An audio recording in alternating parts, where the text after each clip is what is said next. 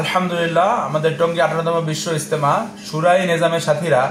সরকারের সিদ্ধান্তকে মেনে, সরকারের সিদ্ধান্তকে সাধুবাদ জানিয়ে, সরকারের সিদ্ধান্তকে সম্মান প্রদর্শন করে কষ্ট হওয়া সত্ত্বেও অর্থাৎ বিরতিহীনভাবে আমাদের দুই ধাপ জানুয়ারি 31 ফেব্রুয়ারি 1-2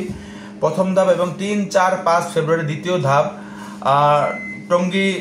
18তম বিশ্ব ইজতেমা হযরত উলামায়ে কেরামের তত্ত্বাবধানে শুরাই নিজামের অধীনে আমাদের সাথীরা সম্পূর্ণ করেছে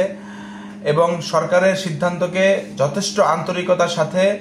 সম্মান প্রদর্শন করে কষ্ট হওয়া সত্ত্বেও ইজতেমা সম্পন্ন করার পরে যথাসময়ে প্রশাসনের নিকট মাঠ হস্তান্তর করেছে। বাকি এখন সরকারের দেওয়া সিদ্ধান্তকে, যেটা প্রজ্ঞাপনে উল্লেখ আছে যে এইবার 58তম বিশ্ব ইজতেমা যদি সাতপন্থীরা করে, যদিও সাতপন্থীদের নৈতিকভাবে দুইবার হামলার কারণে তাদের ইজতেমা করার অধিকার হারিয়ে ফেলেছে, তারপরেও সরকারের পক্ষ থেকে তাদেরকে একটি সুযোগ দেওয়া হয়েছে এবং প্রজ্ঞাপনে যেটা বলা হয়েছে যে এইবারই শেষ ইজতেমা, এর পরের বছর থেকে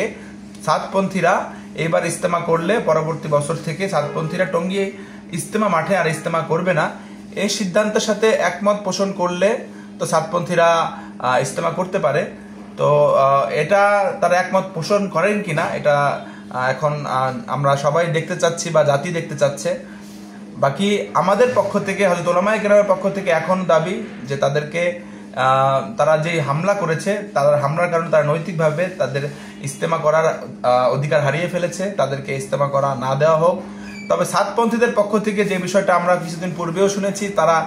নিঃশর্ত অর্থাৎ শর্তহীনভাবে ইজতেমা করতে চাচ্ছে এবং ইজতেমাও তারা করবে, সরকারের সিদ্ধান্তকেও তারা মানবে না। তো সরকারের দেওয়া সিদ্ধান্ত তাদের দিক দিয়ে মানতেছে না, এদিক দিয়ে তারা ইজতেমা করতে চাচ্ছে। তাহলে তো আমরা বুঝতে পারি বা জাতি বুঝতে পারে বা আমরা এই কথাটা বলতে পারি যে সরকারের সিদ্ধান্তের সাথে তারা একমত না এবং তারা সরকারের সিদ্ধান্তকে উপেক্ষা করে বা বিভিন্ন কৌশল অবলম্বন করে তারা ইজতেমা করবে। এটা কি সরকারের সাথে তারা ক্লাসে যেতে চাচ্ছে কিনা, সংঘর্ষে যেতে চাচ্ছে কিনা, তারাই ভালো জানে। আমরা দোয়া করতেছি আল্লাহ তাআলা যেন দাওয়াত তাবলীগের এই মেহনতকে, যে প্রশ্নবিদ্ধ তারা করতেছে, যে ক্ষতবিক্ষত করতেছে, তাদের এক ব্যক্তিকে কেন্দ্র করে, এক আমিরকে তারা অনুসরণ করে দাওয়াত তাবলীগের মেহনতকে যে সমালোচনার একটা বিষয় বানিয়েছে, আল্লাহ তাআলা যেন এই বিষয় থেকে, তাদের হাত থেকে